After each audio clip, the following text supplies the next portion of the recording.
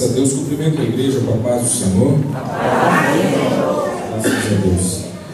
Meus amados irmãos, aproveitando que os irmãos estão em pé, façam uso de vossas Bíblias. E, embora o tema ele seja especificamente os versículos 5 e 6, embora o tema seja especificamente os versículos 5 e 6 do Salmo de número 126, eu gostaria de fazer a leitura de todo o Salmo. Peço que os irmãos acompanhem. A tradução que eu estou hoje é um pouco diferente, acredito que é dos irmãos, mas o conteúdo, em suma, é o mesmo. Diz assim: quando o Senhor restaurou a sorte de Sião, ficamos como quem sonha. Então a nossa boca se encheu de riso e a nossa língua de júbilo. Então entre as nações se dizia: grandes coisas o Senhor tem feito por eles. Com efeito, grandes coisas fez o Senhor por nós, por isso estamos alegres. Restaura, Senhor, a nossa sorte, como as torrentes do Negueb. Os que com lágrimas semeiam, com júbilo ceifarão. Quem sai andando e chorando, enquanto semeia, voltará com júbilo, trazendo seus feixes. Graças a Deus. Por isso, assim. Meus amados irmãos, é com muita alegria, com muito regozijo que eu retorno a essa casa.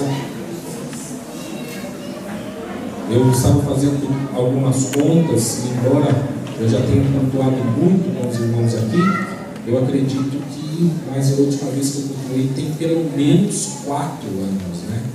Então já faz um bom tempo. Eu estou muito feliz de ver e de rever alguns irmãos e também de olhar que a igreja está linda. A igreja está extremamente bonita. Fico muito feliz e alegre com isso. Graças a Deus. Entrando na mensagem, meus amados irmãos, eu gostaria de fazer uma sucinta introdução ao tema que nos foi proposto. O livro de Salmos, meus amados irmãos, como sabemos, ele é um livro de cânticos, ele é um livro de louvores. E o livro de Salmos, ele também possui uma divisão quinto, ou seja, o livro de Salmos, ele é dividido em 5 partes, ou em 5 livros. Talvez, embora não se tenha certeza, essa divisão seja uma imitação da divisão do Pentateuco, ou seja, os 5 primeiros livros da Bíblia. De maneira que o Salmo de número 126, ele se encontra no 5º livro de Salmos, na divisão número 5, que vai do Salmo 107 ao Salmo de número 150. Ainda dentro dessa divisão de Salmos, o 5º livro de Salmos, existe ainda uma divisão, ou seja, uma subdivisão dentro dessa divisão. Já que a partir do Salmo de número 120 até o Salmo de número 134, existe o que nós chamamos de salmos ou cânticos de romagem, salmos ou cânticos de peregrinação, ou dependendo ainda da tradução, salmos ou cânticos dos degraus. O que são esses 15 salmos, esses 15 hinos? Esses 15 hinos, eles eram hinos que eram entoados pelos judeus quando eles estavam a caminho de Jerusalém, quando eles estavam a caminho do templo, ou seja, eles louvavam a Deus com essas passagens que nós iremos ler aqui. Elas eram entoadas, elas eram cantadas quando os judeus então subiram ao templo de Jerusalém, muito provavelmente em decorrência das 3 festas que eram obrigatórias que os judeus estivessem em Jerusalém, a saber, a Páscoa, a festa de Pentecostes e a festa de Tabernáculos. Mas ainda dentro dessa divisão, ou seja, dos salmos de romagem, salmos de peregrinação, esses 15 salmos, do 120 ao 134, são divididos em 5 trilogias, ou seja, em 5 grupos de 3 salmos. De maneira que o Salmo 120, 121, 122 é a primeira trilogia. Depois, 123, 124, 125, a segunda trilogia. E o Salmo 126, que é o que nós vamos ler, é o primeiro salmo da terceira trilogia dentre esses salmos ou cânticos de homagem ou de peregrinação. E esse salmo ele começa assim: quando o Senhor restaurou a sorte de Sião, ficamos com Deus. O salmo naturalmente ele fala do retorno dos judeus à sua terra. O povo judeu e o povo hebreu, eles experimentaram alguns cativeiros, ou seja, ficaram privados de sua terra, ficaram privadas de suas nações, ficaram privados de seus lares. E o Senhor os resgatou, trazendo de volta ao seu lar. Nós temos provavelmente o primeiro cumprimento desse salmo com o retorno do povo hebreu da Síria, e o cumprimento mais específico e mais abrangente quando o povo então retorna do cativeiro da Babilônia e agora eles estão de volta à sua nação. E embora, meus amados irmãos, os profetas já tivessem profetizado que o povo hebreu seria restaurado, que voltaria, é interessante notar que eles escreveram o seguinte: agora que nós estamos em nossas casas, agora que nós estamos em nossos lares, agora que nós estamos pisando no solo que o Senhor nos prometeu, é como se nós estivéssemos sonhando. Ou seja, ele quer dizer, quando a gente sonha, é muito comum a gente experimentar ou viver coisas que você diz é impossível, mas ele está falando, voltar à minha terra, poder rever essa paisagem, o local que Deus nos chamou, o local que Deus prometeu a Abraão, é como se nós estivéssemos sonhando. Eles não conseguiam acreditar que eles estavam vivendo o cumprimento da promessa de Deus. É como se nós estivéssemos sonhando, eles estão olhando um para os outros e dizendo, parece que eu estou sonhando, eu não consigo acreditar que nós estamos vivendo o cumprimento, a realização da profecia de Deus. E meus amados irmãos, é assim o que acontece com todo e qualquer irmão quando ele passa a experimentar o cumprimento da profecia de Deus na minha, na sua e nossas vidas. Eu me recordo, por exemplo, de quando adolescente, de um sonho, de um desejo que eu tinha, por exemplo, que era de conhecer os Estados Unidos, e eu me recordo muito bem da primeira vez em que eu estive no solo dos Estados Unidos, e eu olhando para aquele lugar, olhando para tudo aquilo, sabe, e eu tenho um pouco dessa sensação de você olhar. Eu lembro quando eu estava na igreja, quando eu ouvia os irmãos dizendo que Deus me levaria para outros países, mas uma coisa é você pisar no solo e dizer, hoje eu estou vivendo o cumprimento da profecia. Esses judeus estão experimentando isso, eles estão falando, nós estamos de volta à nossa nação, e é como se nós estivéssemos sonhando. Eu não consigo acreditar. E aí, em virtude dessa alegria, em virtude desse regozijo, eles começam a dizer então a nossa boca se encheu de riso. A pessoa está alegre, a pessoa está feliz, e não apenas isso, ela não consegue conter esse riso, ou seja, essa felicidade que começa a fluir de dentro dela, de dizer, grande é o Senhor, olha o que Ele tem nos fornecido, olha o que Ele tem nos proporcionado. E não apenas isso, diz também a nossa língua se encheu de júbilo, de alegria.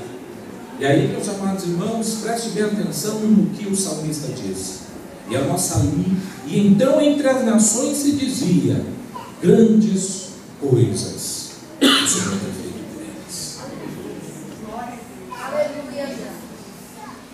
Quando algo é feito por Deus, quando Deus age, quando Deus intervém na vida de um homem, de uma mulher, de uma igreja, de uma nação, de um grupo, de uma instituição, quando Deus age, meu amado irmão, é impossível que as pessoas não notem que tem algo diferente. Não é aquela coisa, não, fica algo marcante. E isso aconteceu porque os povos vizinhos de reconheceram, ou seja, eles viram a cidade em chamas, eles viram aquele lugar todo derrubado, eles viram aquela cidade abandonada, destruída, e agora aqueles judeus retornando à sua terra, eles viram o que está acontecendo, eles também não conseguem imaginar, e mesmo eles, esses povos, não sendo servos do Senhor, não sendo obedientes ao Senhor, eles eram obrigados a glorificar e dizer: grande coisa o Senhor tem feito por nós. Eles também foram obrigados a reconhecer, e assim acontece comigo e contigo quando Deus age, mesmo aquelas pessoas que muitas das vezes duvidavam, eles são obrigados a dizer: grandes coisas o Senhor tem feito pela vida daquele servo, tem feito pela vida daquela serva. E aí então o povo diz: grandes coisas o Senhor fez por nós, e por isso nós estamos alegres. Eu, meus amados irmãos, entendo muito bem e posso dizer esse salmo da mesma maneira, ou pelo menos de maneira semelhante ao que esses judeus estão dizendo. Sabe por quê? Porque o Senhor também tem feito grandes coisas pela minha vida, e eu também estou alegre. E se o Senhor Deus Jesus também tem feito grandes coisas pela sua vida, isso explica a sua alegria. Por isso nós estamos alegres. Restaura, Senhor, a nossa sorte como as torrentes, como os riachos, como os rios do Negueb. O Negueb, ele se encontra na parte sul de Israel, quase já chegando perto do Egito. E aquela região, meus amados irmãos, em épocas de seca, naquela época de sequidão, de aridez, aqueles rios, aquelas correntes, elas ficam praticamente secas. Ninguém vê o rio, ninguém vê a água, ninguém vê os riachos.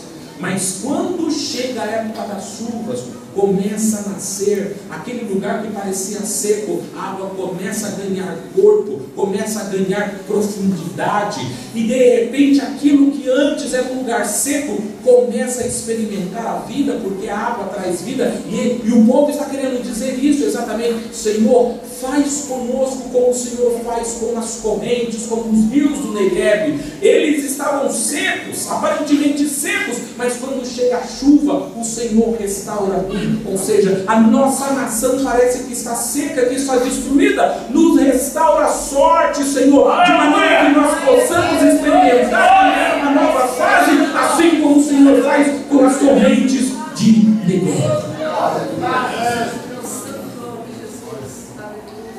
E aí, meus amados irmãos,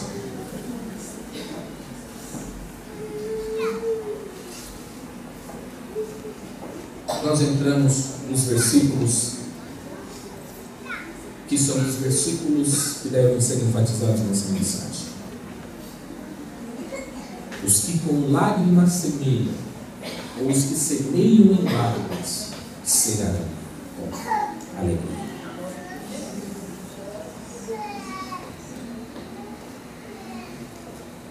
O povo retornou do cativeiro. O povo está feliz. O povo está alegre. As nações vizinhas estão reconhecendo a grande ação feita do Senhor. Mas a nação ainda está destruída. É preciso trabalhar. É preciso recomeçar. É preciso começar a reconstruir aquela nação. E como você vai começar a reconstruir aquela nação? É preciso semear. É preciso plantar. É preciso trabalhar. A terra, meus amados irmãos, não tem plantação. A terra não está produzindo nada. A terra está com todo o seu potencial, ela está sem uso. Então ele chega o seguinte: é preciso semear. É necessário lançar a semente. A semente é algo por demais poderoso. Quando nós pegamos uma semente na mão, dependendo da semente, às vezes você quase não vê, quase não enxerga, dependendo, às vezes pode até passar desapercebido uma semente. Muitas das vezes de tão pequena que essas sementes podem ser, de tão insignificantes que elas são. Mas quando aquela semente cai no chão, e quando aquela semente cresce, aquilo que era pequeno, aquilo que era minúsculo, aquilo que era quase imperceptível, meus amados irmãos, começa a crescer, começa a ganhar corpo, começa a ganhar volume, começa a ganhar força. É possível você ver muitas das vezes que você cimenta um local na área, e de repente você coloca o cimento, que é algo forte, feito para resistir, mas de repente cai uma semente, aquela semente começa a abrir aquele cimento, começa a rasgar aquele cimento, começa a empurrar o cimento para lá e para cá, porque fala: eu tenho força, eu preciso crescer, eu preciso brotar, eu preciso multiplicar, e o que estiver na minha frente eu vou arrancar, eu vou tirar. Aquilo que parecia pequeno, sem força, de repente começa a ganhar uma força incrível. E o que o salmista anônimo está dizendo aqui, e dentre algumas das aplicações, é o seguinte, meus amados irmãos: o Senhor também nos chamou para sermos semeadores. Tudo quanto nós fazemos é uma semeadura. Seja qual for a sua palavra, nós estamos semeando algo. O que não percebemos é que às vezes estamos semeando ódio, muitas das vezes estamos semeando rancor, muitas das vezes também semeamos inveja, semeamos facções, dissensões. E às vezes nós, por exemplo, fazemos um comentário sobre a vida de alguém, de um irmão, ou sobre uma pessoa, achando que aquilo é insignificante, mas é uma semente. Você lançou a palavra, de repente alguém vem e rega aquela palavra. Quando você vê aquele comentário, aquela fala que parecia simples e pequena, se tornou em um grande problema. Por quê? Mas aquilo foi semeado. Glória a Deus.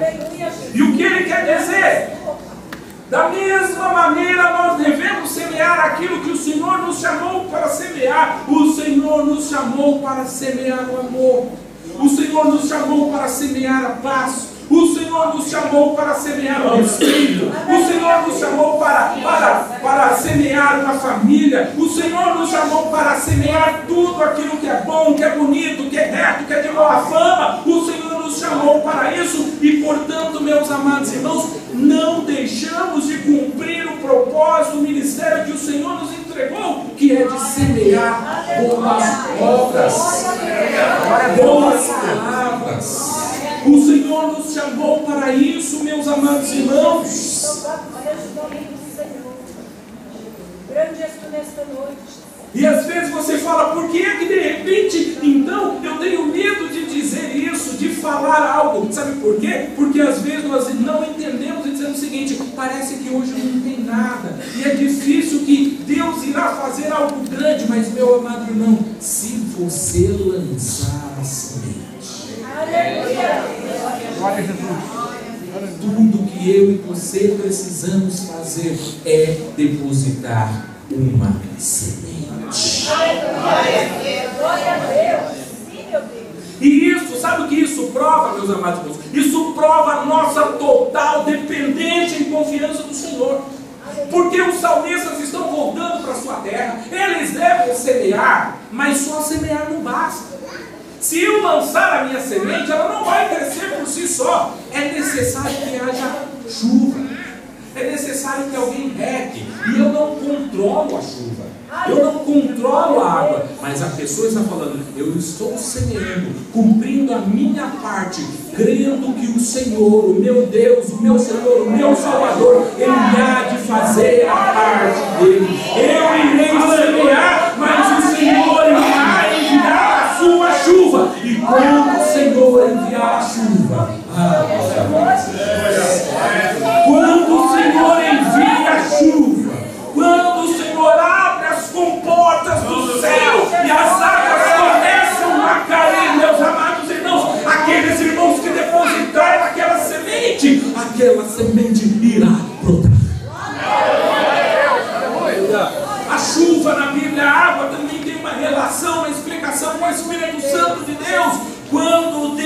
fala: eu vou manifestar, né, através do meu Espírito Santo, todos aqueles que cumpriram a sua parte, que semearam, meus amados irmãos, estão preparados para colher. Nós estamos hoje aqui no 34º aniversário da igreja desse local.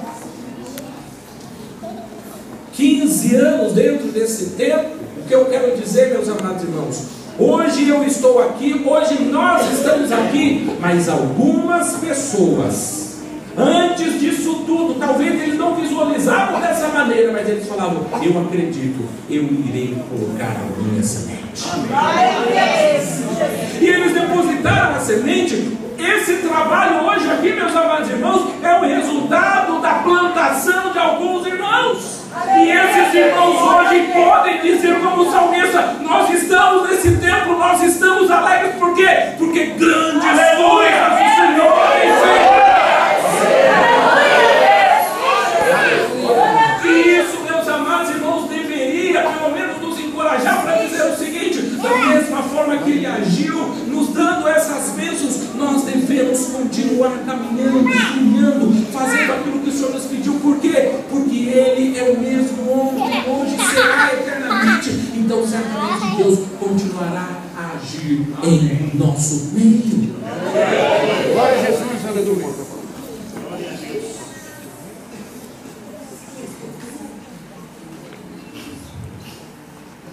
Mas Ele não fala só em semear.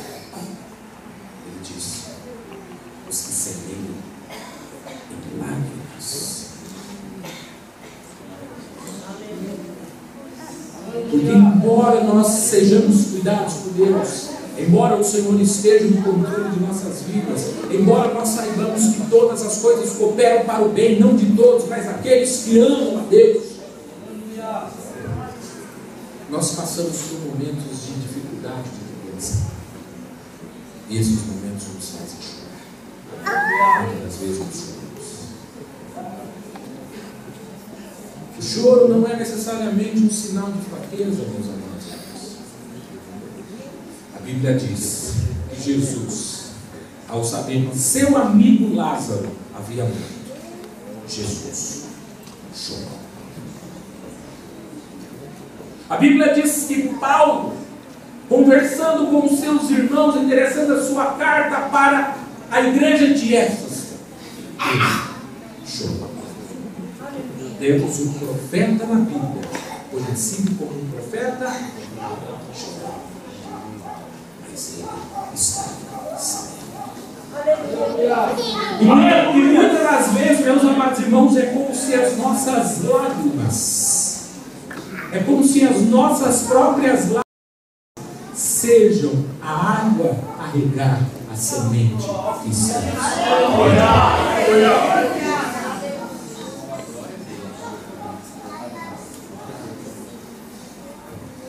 O apóstolo Paulo, na sua carta aos Gálatas, capítulo 6, 9, ele diz o seguinte: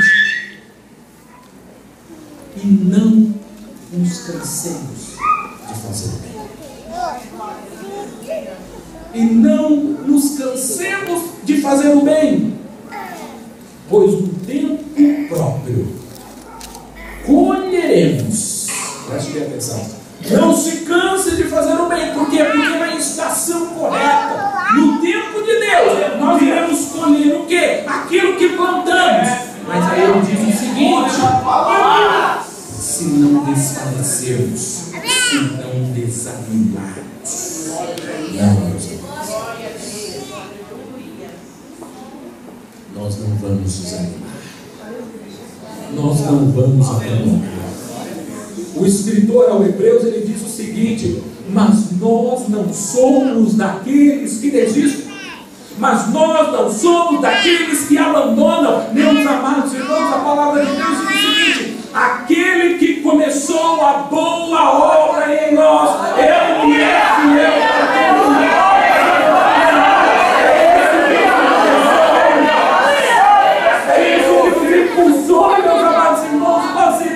Continuar a semear, ainda que em lágrimas. Ainda que em lágrimas, meus amados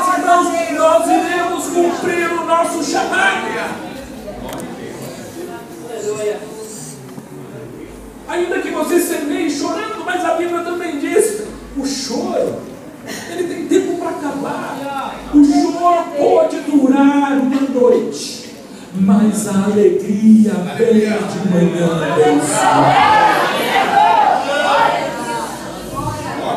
Sim, Espírito Santo de Deus. Aleluia. Aleluia. Glória a Jesus. Glória a ti nesta noite. Jesus está a caminho da cruz. Deus que é verdadeiro. As mulheres que o acompanham estão chorando. Aleluia, Deus. É sexta-feira. Jesus Cristo pronuncia 7 palavras na cruz. Dentre essas 7, ele diz: está consumado, tetelestai no grego, mas ele diz também: Pai, em tuas mãos eu entrego.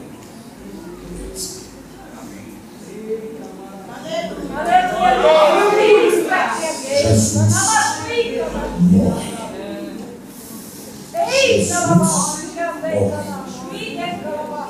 Maria, sua mãe, está a chorar aos pés da cruz. As mulheres que o acompanham estão chorando naquela cruz. O céu se fecha, tudo está em trevas. O Filho de Deus, o próprio Deus, enviado à terra, é rejeitado, é massacrado, é morto, e as pessoas estão chorando. Jesus, naquela cruz, é como se o seu corpo fosse uma semente, mas ao terceiro dia, muitas daquelas mesmas mulheres que estavam chorando, elas chegaram ao túmulo de Jesus, procurando, querendo mudar do túmulo de Jesus, e elas encontraram um anjo, e o anjo disse o seguinte para elas: mulheres, por que você está procurando o morto dentro dos teus? Jesus ressuscitou. Ele está vivo. Como se querendo dizer, a semente já começou a brotar. A semente do amor, a semente da paz, a semente da reconciliação, a semente da entrega, a semente do perdão. Ela venceu a cruz do Calvário. E que ele semeou em lágrimas, agora ele vai colher. E ele diz: todo o poder me foi dado no céu e na terra. Aleluia.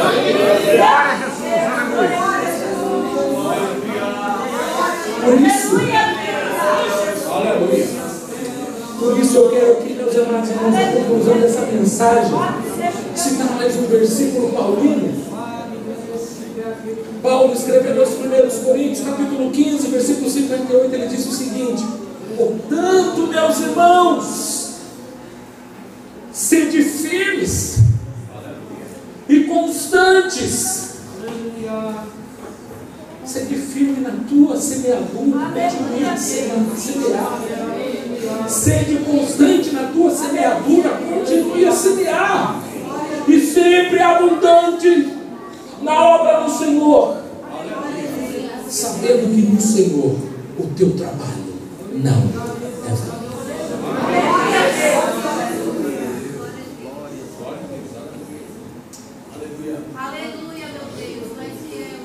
O livro de Atos relata que um dos grandes homens de Deus, Estevão, o homem de um sermão, o único sermão dele registrado, e aquele sermão impactou tanto que as pessoas ficaram revoltadas, e aquilo também de alguma maneira o levou a ser morto, apedrejado. E a Bíblia diz que Saulo, ainda não convertido, consentiu na morte de Estevão. Embora a Bíblia não diga isso explicitamente, mas há um grande número, há um grande coro de teólogos que dizem o seguinte: o momento em que Deus plantou a sua semente de maneira forte na vida de Saulo foi quando ele, mandando matar Estevão, Estevão repete as palavras de Jesus na cruz e diz: Pai, não impute sobre eles este pecado. Glória a Deus. Em momento de morte, ele semeia perdão, ele semeia amor, ele semeia reconciliação, e aquilo de alguma maneira ela entra no coração de Paulo, meus amados irmãos, e é como dizem: Estevão, a sua vida, o seu trabalho também não é vão. Nada do que eu e você fazemos para Deus é vão. Glória a Deus, aleluia. Semeamos, meus amados irmãos, vamos continuar a semear, ainda que em lágrimas, mas sabendo que o nosso Deus é poderoso e vamos.